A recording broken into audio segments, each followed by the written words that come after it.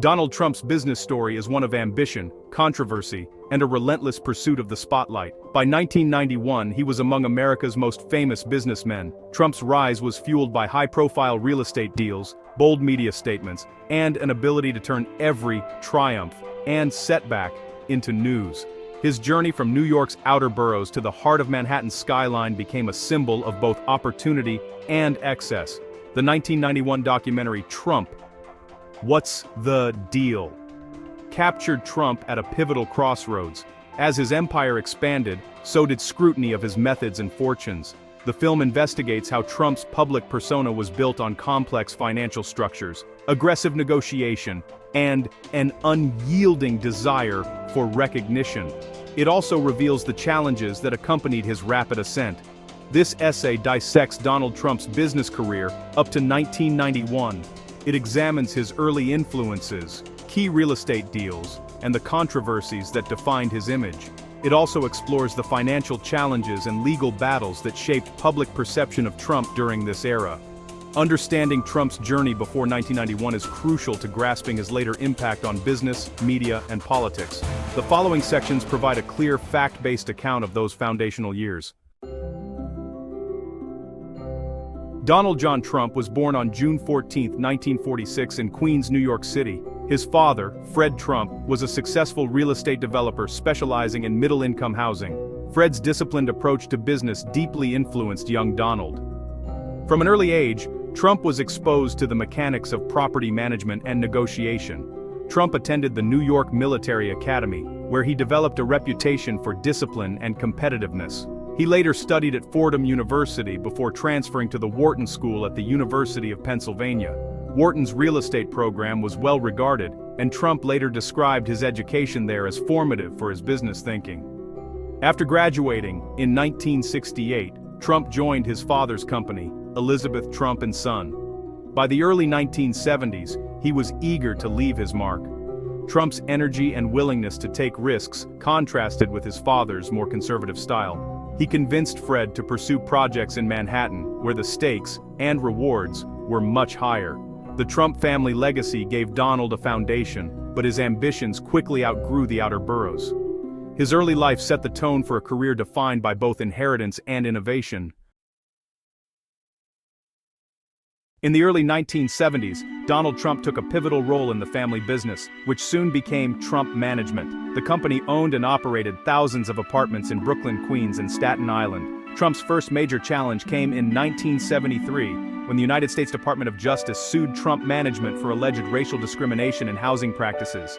The lawsuit accused the Trumps of refusing to rent to black tenants. Donald denied wrongdoing, but agreed to a consent decree in 1975. Promising to change rental policies. This early controversy introduced Trump to high-stakes legal battles and public scrutiny. Despite the lawsuit, Trump used his experience in property management to develop a keen sense for spotting undervalued assets. He learned how to leverage government incentives, particularly tax abatements and low-interest loans, to maximize profits. These skills would become central to his business model. By the mid-1970s, Trump was ready to move beyond outer borough housing. He set his sights on Manhattan, where he saw the opportunity to build a much bigger name for himself and for the Trump brand. Trump's first major Manhattan project was the Commodore Hotel. In 1976, he negotiated a deal to buy and renovate the rundown hotel next to Grand Central Terminal. Trump partnered with the Hyatt Corporation and secured a 40-year tax abatement from New York City, valued at $360 million over time. The hotel reopened as the Grand Hyatt in 1980, heralding Trump's arrival as a serious player in Manhattan real estate. The Commodore deal showcased Trump's skill at combining private investment with public incentives. He used bold vision and relentless lobbying to overcome political and financial obstacles. The successful transformation of the hotel gave Trump media, attention, and credibility. Building on this momentum, Trump began work on Trump Tower at 725 Fifth Avenue. Completed in 1983, the 68-story glass skyscraper became his signature property. Trump Tower featured luxury condos, office space, and an atrium open to the public. The project cost around $200 million and became a magnet for celebrities, wealthy buyers, and tourists. Trump's Manhattan projects established his reputation as a risk-taker and master promoter. They also generated controversy, as some criticized his use of public subsidies and confrontational negotiating style. Trump's next big move took him to Atlantic City, New Jersey.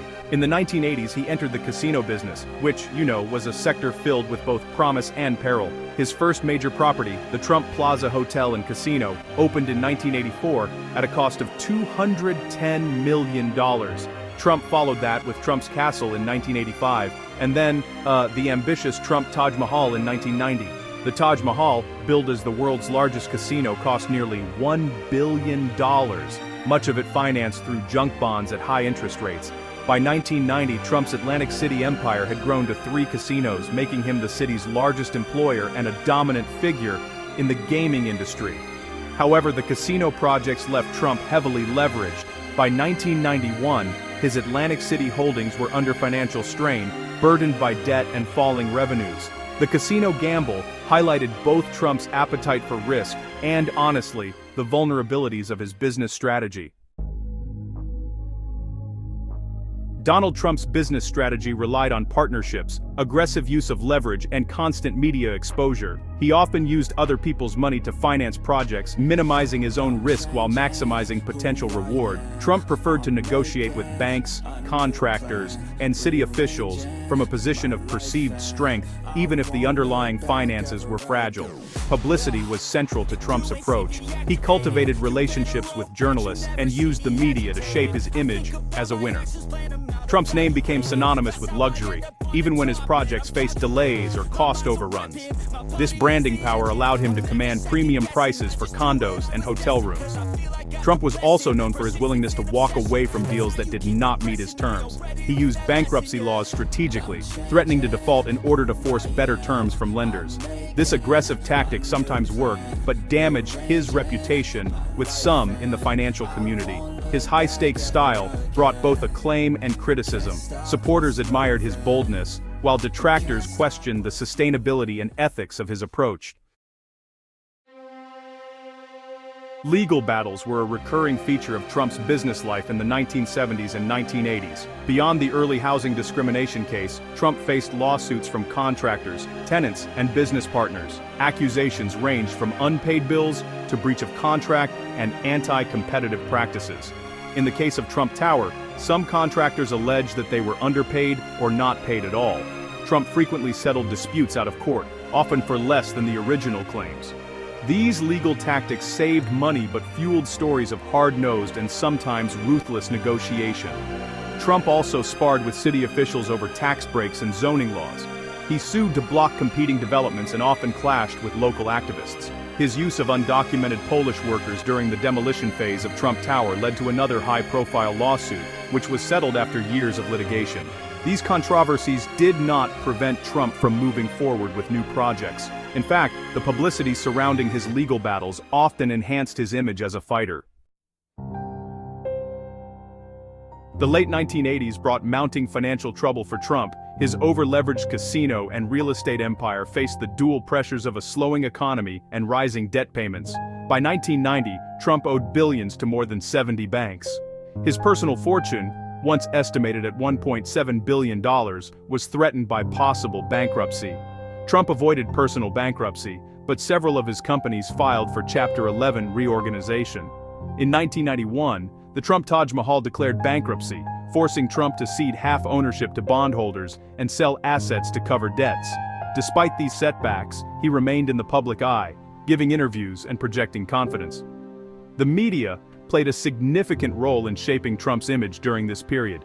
Tabloids and television shows followed his every move, turning his personal and professional struggles into public drama. Trump was a master at using the press to maintain visibility, even when the news was negative. His ability to survive such crises and remain a household name was unusual. The combination of media savvy and business resilience made Trump a unique figure in American business. By 1991, Donald Trump had built a business empire marked by bold deals, high debt, and relentless self-promotion. His projects reshaped parts of New York and Atlantic City, and his name became a global brand. Trump's career up to this point was defined by both innovation and controversy. He used partnerships, publicity, and legal maneuvering to achieve his goals, but also faced criticism for his financial practices and treatment of associates. Trump's impact on American business is complex. He popularized the idea of the business mogul as celebrity and blurred the line between success and spectacle. His approach influenced how business leaders engage with the media and the public. The financial setbacks of the early 1990s raised questions about the long-term viability of his model.